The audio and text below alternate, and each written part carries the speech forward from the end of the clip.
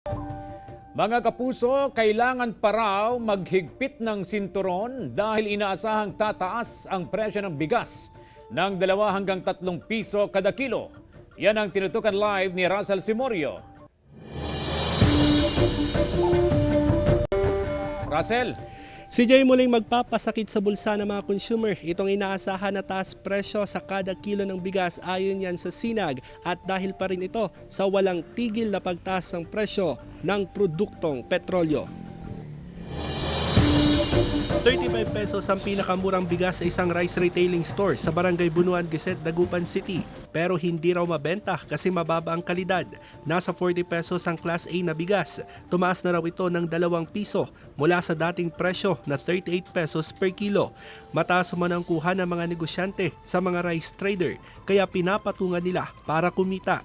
Nakadepende naman po siya sa magbabagsak po dito. Kung mataas pong pagkuha, papatuan lang po ng 10, 20 lang po. Malulugi po kapag hindi po ginawa yun. Kaya po dapat pag tinas po nila, tas din po ng 10, 20 lang po.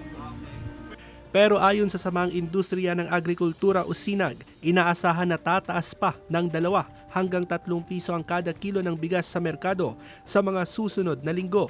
Epekto raw ito ng patuloy na pagtaas ng presyo ng krudo na ginagamit sa pagbiyahe ng bigas. Yung delivery charge, yun lang nakikita natin na increases. Sa ngayon nakikita natin kasi baka tataas pa yung fuel.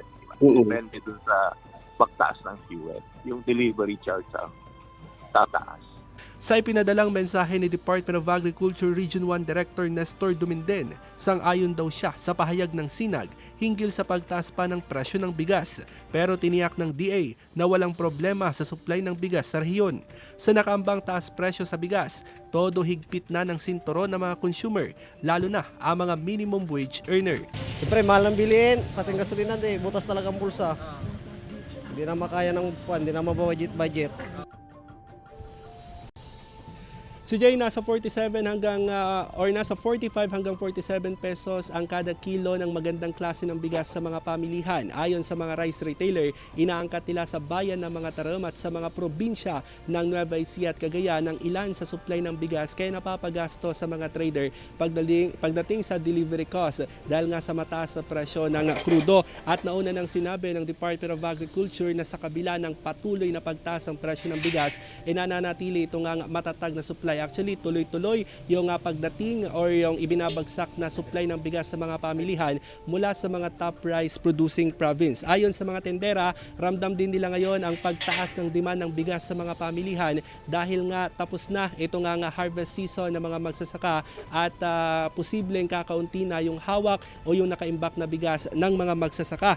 Ayon naman sa Sinag, kung matuloy ang plano ng Thailand at Vietnam na magtaas ang presyo sa kanilang export, posibleng maapektuhan din ang kalakalan ng bigas dito sa bansa dahil 80% ng import ng bansa ay nanggagaling sa Vietnam habang 10% ng mga imported rice ay mula naman sa bansang Thailand. CJ. Russell, ano yung mga factor kung bakit patuloy ang pagtaas ng presyo ng bigas? Yes, CJ, ayon nga sa Department of Agriculture, bagamat tuloy-tuloy din yung tulong na ibinibigay nila sa mga magsasaka, hindi naman lahat ng mga magsasaka ay nakikinabang dito sa tulong na ibinibigay ng gobyerno. At ayon din sa DA, mataas yung gastos ng mga magsasaka nung nagsimula pa yung cropping season pagdating sa fertilizer na tuloy-tuloy din ang pagtaas ng presyo. At yung pinakamalaking factor sa pagtaas ng presyo ng bigas ay itong patuloy, walang tigil na pagtaas ng presyo ng produktong petrolyo. At ang ipinapangamba pa ng Sinag kung magpapatuloy itong pagtaas ng presyo ng krudo ay hindi rin magbabago ang presyo ng bigas. CJ. Kumusta naman ang supply ng bigas sa National Food Authority o NFA, Russell?